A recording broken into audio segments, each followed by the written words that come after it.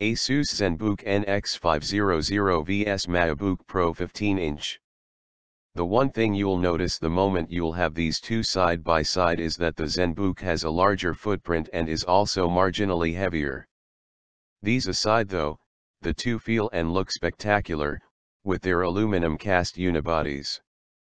Asus went for a darker hood and a textured finishing, with their concentric circles spreading from the logo, while Apple sticks with a simpler approach, but a glowing Apple logo in the middle.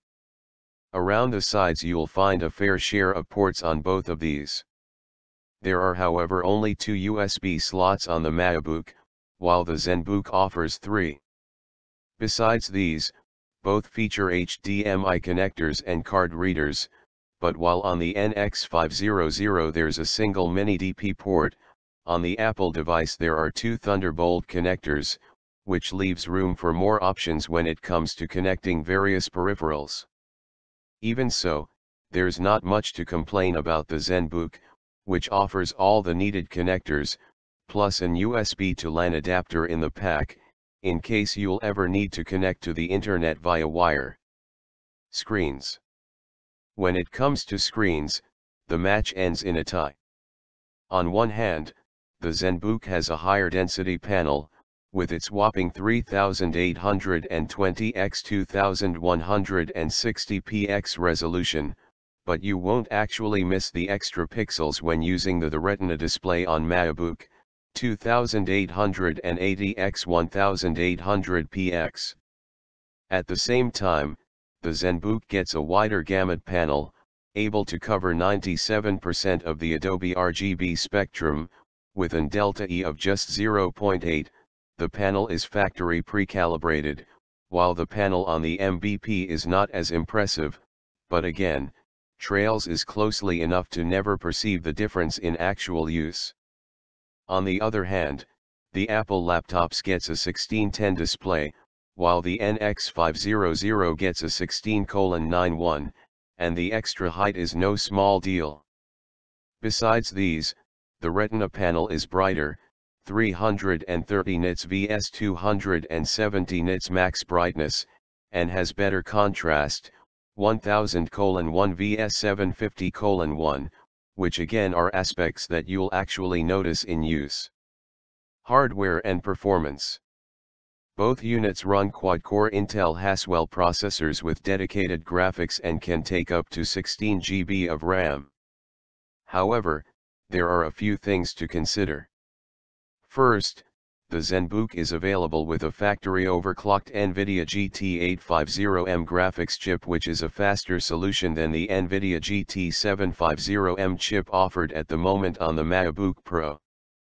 However, while the processors powering these two devices are close in terms of raw performance, Apple opted for newer silicon, with Intel HD Iris 5200 graphics, as opposed to the Intel HD 4600 graphics on the Core i7-4712HQ. And that matters for two reasons. Number 1, the 5200 is faster and thus the dedicated solution on the Macbook will kick in less often, which is going to help save battery life. And number 2, it allows Apple to offer a basic version without the dedicated chips, which relies entirely on the Intel graphics. At the end of the day, the Zenbook offers the faster graphics solution and is easier to later upgrade. That means that you could buy a more basic version and then add more RAM or increase the storage space yourself. With the Macbook Pro though, your options for upgrades are limited, so you'll mostly have to stick with what you get in the beginning, thus choose carefully. On top of that, the MVP is available in two options, with or without dedicated graphics. Besides these, I mentioned that both laptops can take up to 16 GB of RAM, but while the Zenbook comes with 8 GB of memory soldered on the motherboard and an extra slot that can take an up to 8 GB stick, which you can later purchase yourself, the entire amount of RAM is soldered on the Macbook. On top of this, both devices feature fast PCIe storage. However, Asus chose to use standard M.2 SSDs on their laptop, and there are two slots that can take an 80mm and a 60mm stick, while Apple went with a proprietary SSD connector, single slot, which makes further upgrades very difficult, because you'll have a hard time actually finding something that will be compatible with the MVP. Now, the NVIDIA GT860M will shine primarily in games, although I did encounter some hiccups on the unit I tested, as you can see from here. A Macbook, however, should not be your primary target if you're into gaming. See this post for more gaming ultra-portables, as not all titles are compatible with macOS, thus the fact that there's a slower chip on this Apple laptop should not matter that much.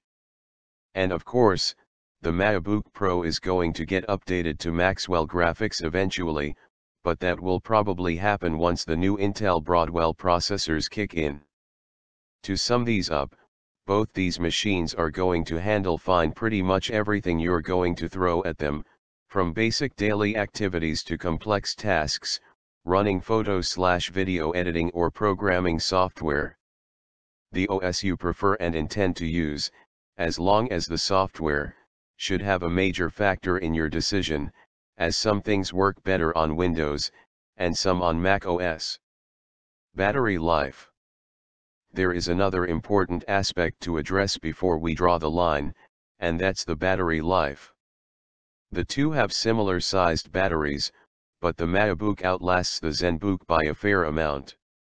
While the NX500 delivers roughly 5 to 6 hours of daily use, browsing, watching some clips, editing content and pictures, etc., with Wi-Fi on and screen at about 150 nits, which is appropriate for indoor use in a well-lit room, the Pro offers around 7, maybe even more, and that despite the fact that it packs different processors, with a higher TDP.